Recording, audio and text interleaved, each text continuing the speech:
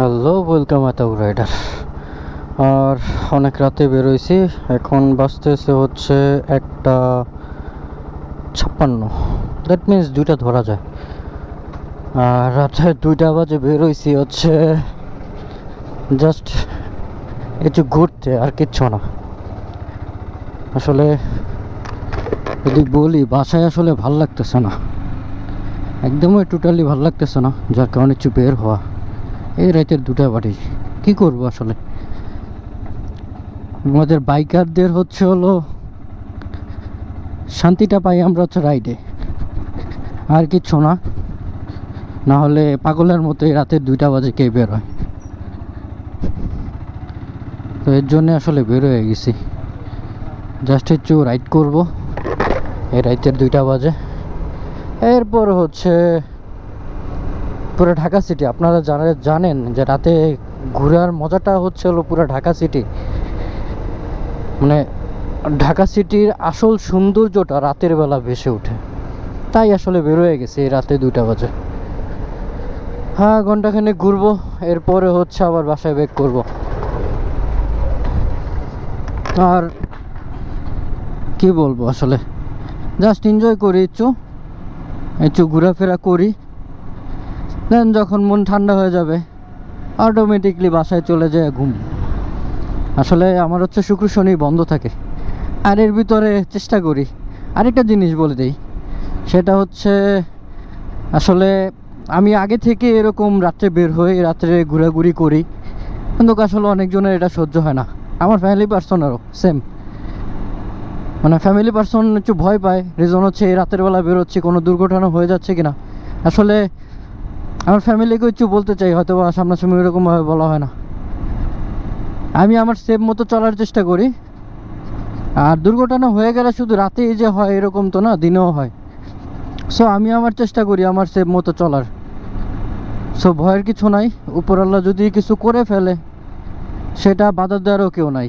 আমি আমার সেফ অনুযায়ী চলার চেষ্টা করি সব সময়। সো এর জন্য বের হয়ে গেছি, টেনশনের কিছু নাই, একটু ঘোরাফেরা করবো, দেন হচ্ছে আবার বাসায় চলে আসবো। চলেন রাইডে বেরোইছি, একটু রাইড করি। আর সবচেয়ে মজার বিষয় হচ্ছে এই কষাবাড়ি রোডটায় এই টাইমটা যে ফ্রিটা পাওয়া যায়, আসলে অন্য টাইমে এই ফ্রিটা পাওয়া যায় না। প্রচুর পরিমাণে জ্যাম থাকে, রিল্যাক্সে যে আপনি চালাবেন কোনো ওয়ে নাই। আর আমাদের বাইকারদের এটাই স্বভাব, যখন খালি পাই তখন রিল্যাক্সে চালানোর মতো ওয়ে বের করে নেই।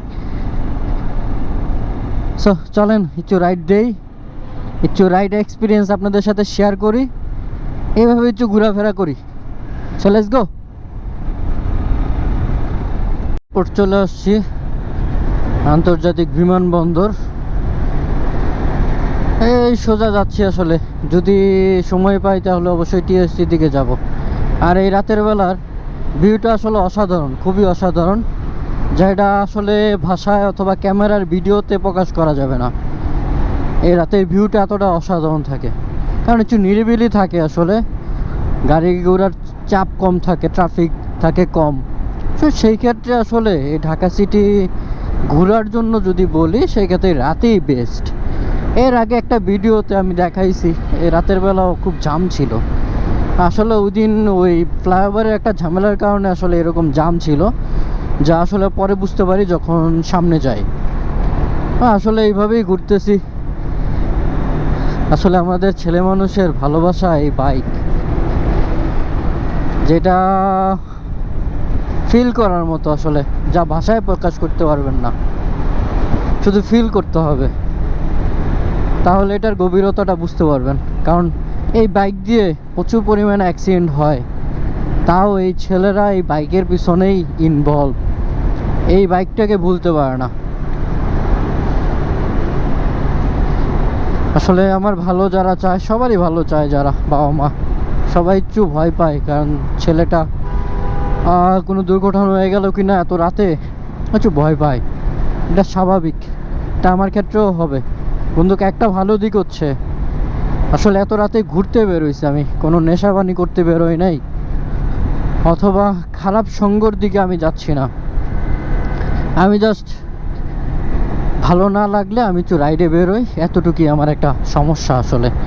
এটা মেনে নিতে হবে, আর মানতে পারলেই সহজ, না মানতে পারলে অনেক ঝামেলা। আসলে রোড দেখাইতে দেখাইতে মানে খুবই রিল্যাক্সে চালাচ্ছিলাম, 20, 30, 25 এরকম স্পিড। এর জন্য অলরেডি 3:41 বেজে গেছে অলরেডি। এখন আসি হচ্ছে বনানীতে, যাওয়ার প্ল্যান করছি হচ্ছে টিএসসি মোড়ে।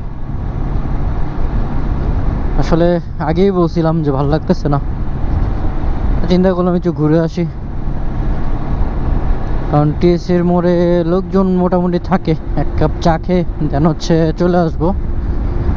আসলে রোডগুলা খুবই অসাধারণ, এই রাতের ভিউটা একদমই অসাধারণ, খুবই অসাধারণ। আসলে যারা রাতে বের হয় একমাত্র তারাই বুঝতে পারবে এই রোডটার কি অবস্থা।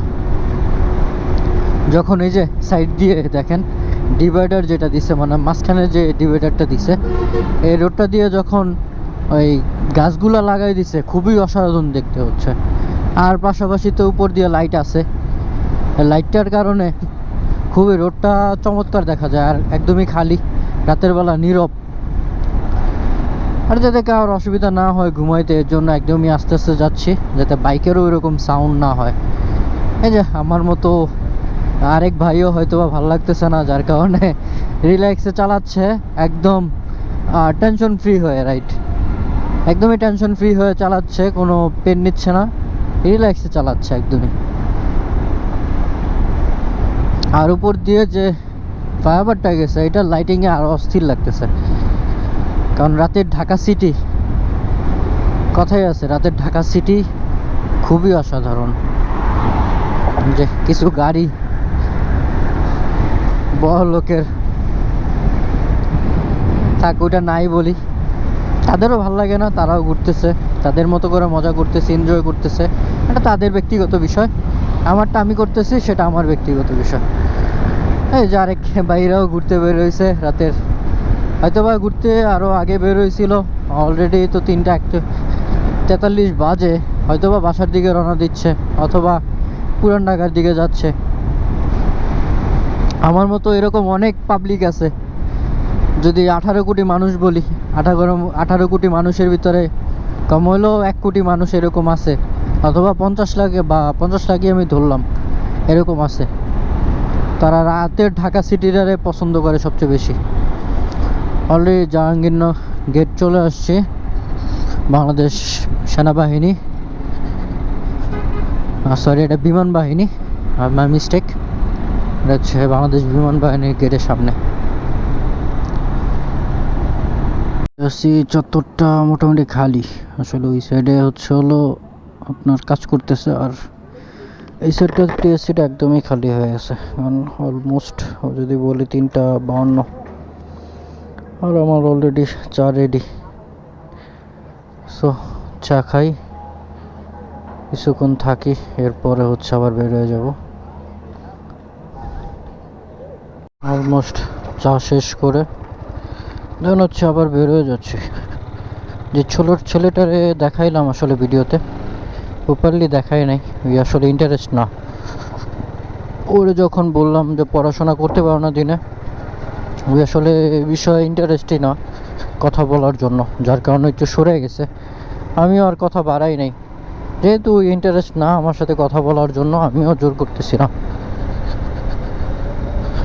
ঢাকা সিটিতে আরেকটা জিনিস দেখা যায়, সেটা হচ্ছে আপনার এই রাতের বেলা কত মানুষ নির্ঘুম পরিশ্রম করতেছে, এই দিকটাও দেখা যায়। আসলে চিন্তা করেন একটা বার, তাদের দিক দিয়ে আপনিও যে ভিডিওটা দেখতেছেন, আপনি তাদের থেকে কত ভালো আছেন, একবারও কি শুকরিয়া আদায় করছেন? কিন্তু তাদের এই কষ্টগুলো আপনাদের একবার চিন্তা করে দেখেন, আপনারা কত শান্তিতে আছেন, হ্যাপি আছেন তাদের থেকে, একবার চিন্তা করে দেখেন, তাহলেই বুঝতে পারবেন এই জীবনটা কি আসলে। এই জীবনটা আসলেই অদ্ভুত, এই দুনিয়াটা। সো যে যেই পজিশনে আছেন শুকরিয়া আদায় করেন, আলহামদুলিল্লাহ বলেন। আল্লাহর কাছে লাখ লাখ শুকরিয়া যে আপনিও তাদের থেকে অনেক ভালো আছেন। দেখেন কত মানুষের রাস্তায় শুয়ে আছে, আসলে থাকার মতো একটা জায়গা নাই, তিন বেলা খাওয়ার মতো একটা পজিশন নাই। তাদের তুলনা থেকে আপনি কত ভালো আছেন একবার তাদের দৃষ্টিকোণ থেকে দিয়ে দেখুন।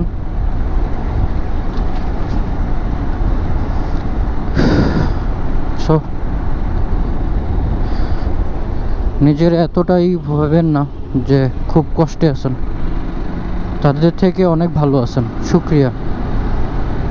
ঝাড়ু দিচ্ছে, রাস্তা ক্লিন করতেছে, তারা রাত জেগে করতেছে, এটা কি পরিশ্রম করতেছে, এই রাস্তাটারে ক্লিন রাখতেছে।